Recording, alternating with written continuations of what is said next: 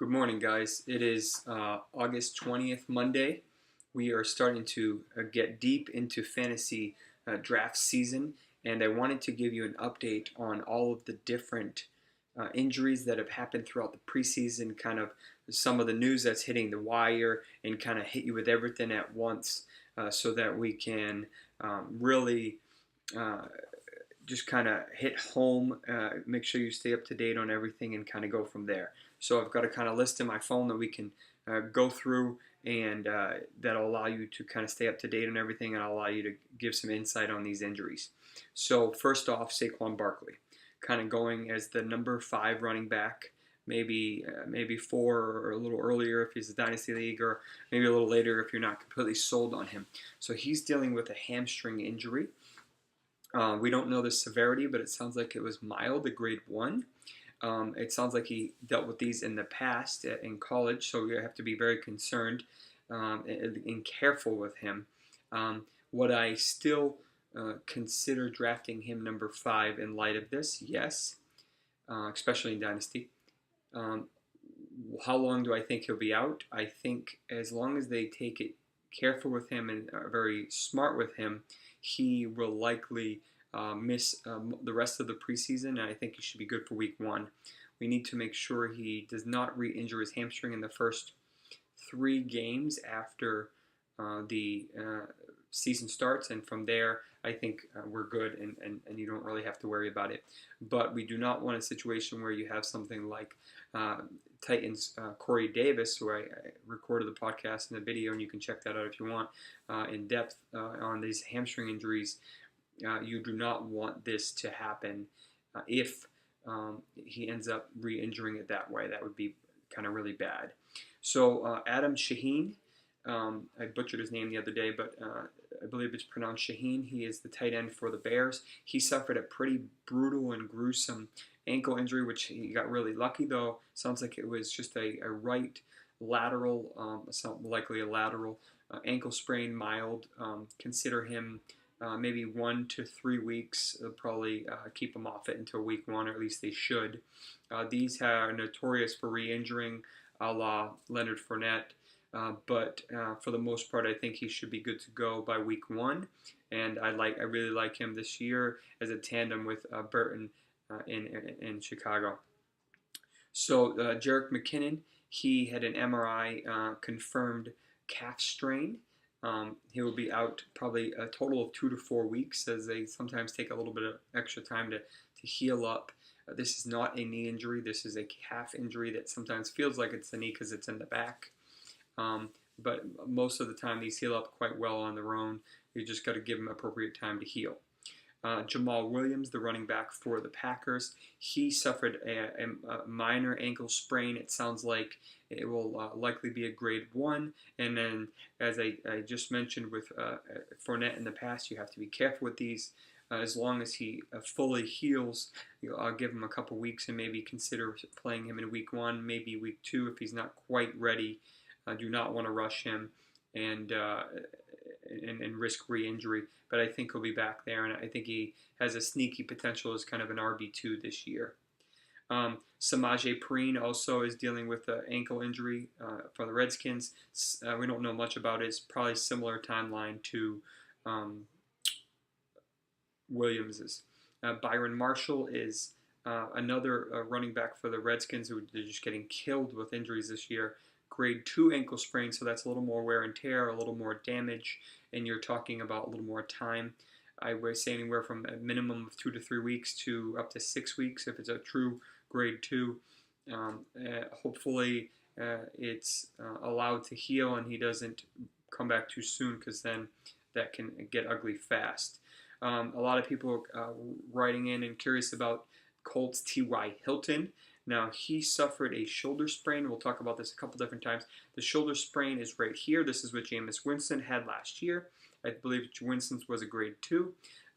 Grade 1s and 2s are pretty straightforward. 1s are minimal damage, a little damage to the ligaments, and grade 2s are a little more severe damage. Both heal with time. You can use a steroid injection with ultrasound that can help kind of drop the steroid right in there and let it calm down.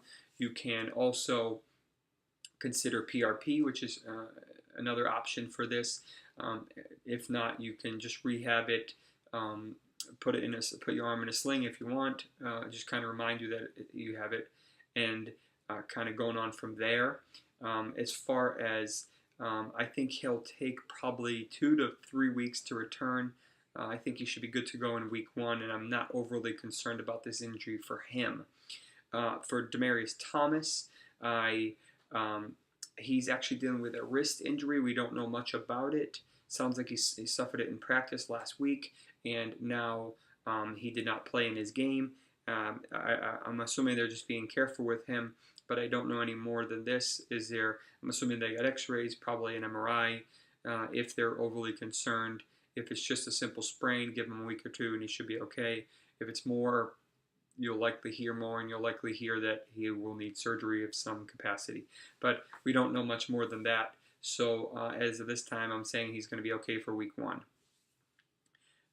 As far as Devante Parker, so it sounds like he fractured, him and Rashaad Penny, which we'll cover in a sec, fractured the tip of his finger, or at least Penny fractured the tip of his finger. I don't know exactly about Parker. They haven't clarified it. If they have, I haven't seen it. The issue with this is that you got to remember that these quarterbacks are throwing like fastballs, and it can be very painful. I mean, you're talking about someone who's getting a plate and screws put in the tip of their finger, and this applies to Penny as well. So it's going to take a good 4 to 6 weeks before they're comfortable catching fast passes, and it is possible to refracture that and re-irritate that bone, that plate. So I'm not expecting them to be back 100% until probably 6 weeks, and then from there on they should be okay. Parker's not really high on most people's radar anyway. Stills is, we'll talk about him in a little bit, a little higher on the kind of agenda for the Dolphins anyway. So Rex Burkhead is part of my Patriots Nation, as you can see over there. He is dealing with a reported meniscal injury is what they've called it. But the good news is he's back at practice. They said if this was a game, he would likely have played through it.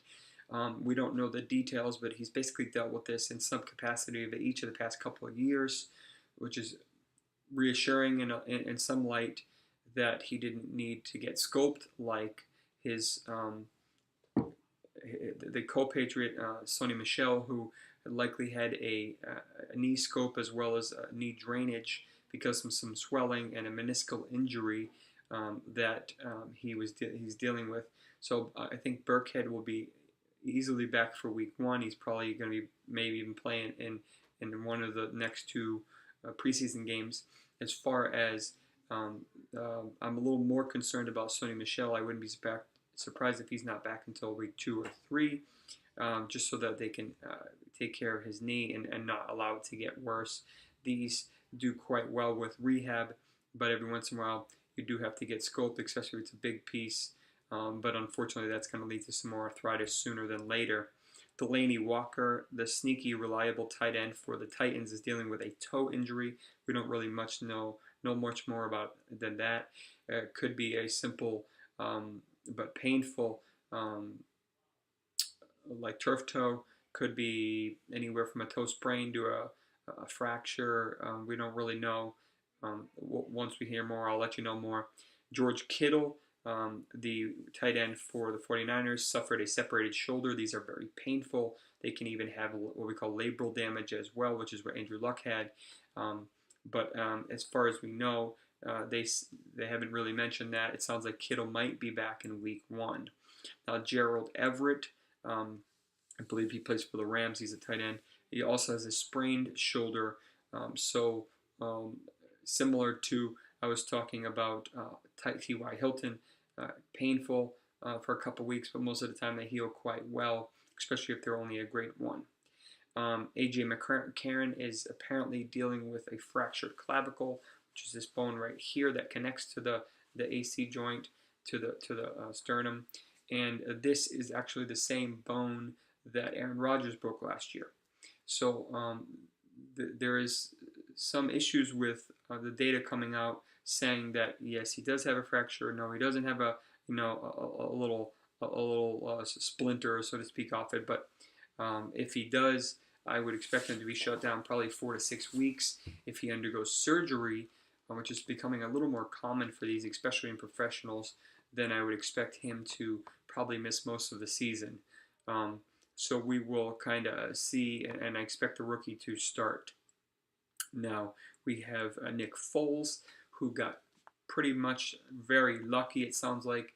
We thought he possibly had a torn labrum or an injury to his shoulder, his throwing shoulder, in the game versus the Patriots last week. It sounds like he escaped for the most part scot-free. He may have some rotator cuff contusion, maybe a little wear and tear in there, a little pain, maybe AC joint sprain, but it sounds like he did not have a significant tear to the labrum, which would be a big deal because obviously, as we know with luck, those can be really significant. Carson Wentz, his counterpart, I'd say there's about a 50-50 chance he plays in week 1. I personally am not drafting him this year because I'm concerned about his knee, and I don't think he'll be right until week 4 or 5.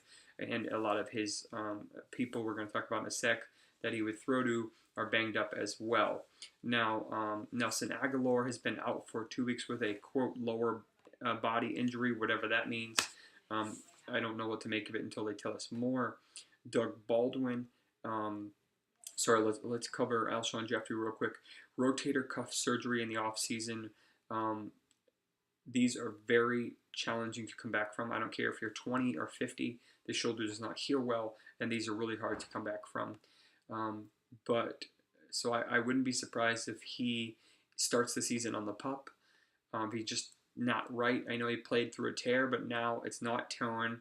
It's fixed, and they're trying to let it heal. He's trying to do appropriate rehabs. So expect him to likely miss a couple first games, maybe even the pup, which would kind of put him back at week 7.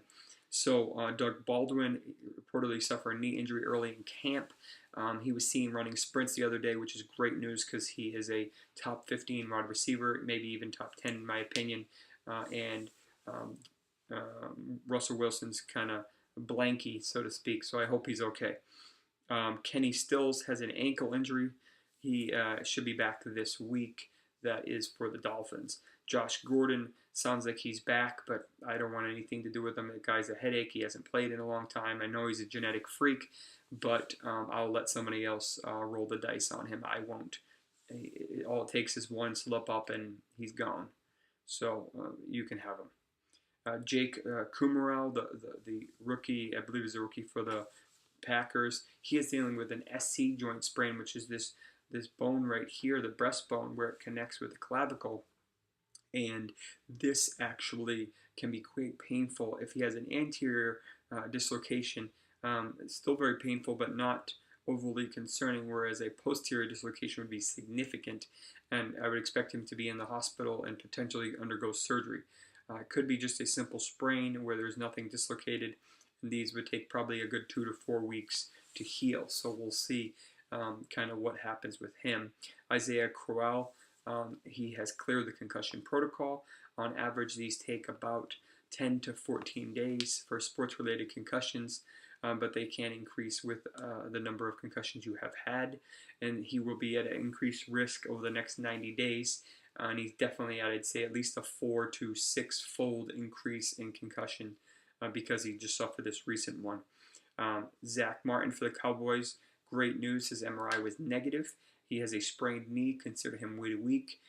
And Zeke owners can rejoice because this is a potentially big loss if he had went down. He's not quite completely ready yet, but I would give him probably week 1 or week 2. He might be okay. Andrew Norwell, the guard of the Jaguars, returning from a minor calf injury. This will be very important for Leonard Fournette, so guys need to keep an eye out on him if you're a Fournette owner or a fan. Hopefully he's able to come back pretty soon from that calf injury. Sam Darnold is likely to start in week 1 for the Jets. I'm curious to see what he can do. Don't sleep on Kenny Golladay as he is playing in wide receiver 2 sets over Golden Tate, which is potentially a big deal, and who is currently shining in the preseason that may translate over to the regular season. Taywan Taylor of the Titans is kind of a sneaky flex wide receiver 3. Mike Williams, the rookie, I'll call him a rookie because he didn't really do much last year for the Chargers. Sneaky, talented kid, potential beast. Trey Burton, tight end for the Bears. He could have a pretty monster year, especially since Shaheen is injured. James Washington, the rookie wide receiver for the Steelers, is looking very good so far. Christian Kirk, the other rookie from going to the Cardinals, I think he will be peppered with targets along with Ricky Seals-Jones. And Royce Freeman, looking pretty good as a running back so far. And Chris Carson, we may get the talent that we were hoping for last year before that bad injury. Hopefully he is ready to rock and roll because he looks pretty good so far. So that will wrap up this course, and I will try to get this on a podcast as well. But hopefully you guys enjoyed this. I'll try to do this again next week in between a patient or two. And feel free to contact me with questions, comments, concerns. My Twitter handle is at Dr. Jesse Morse. You can check out my website, www.drjessemorse.com. The Fantasy Doctors has a ton of stuff going. We have our podcast going weekly. We have our injury tracker, which is awesome. It has all types of injuries, constantly updated, and that will keep you up to date on everybody and all the recommendations that we have provided. There's all the different injury profiles, and the new Fantasy Dose should be coming out today, I believe. The analytics is pretty crazy. You definitely should check that out, especially if you're a DFS fan or even a regular fantasy fan. You can see anywhere from just regular run-of-the-mill projections based on player history, based on player injury, current, a bunch of different things that are included in it. And now there's a brand new kind of dependability score that will be really cool to see how accurate it is and how effective it's going to be. So that will do it for me this week. Take care, guys.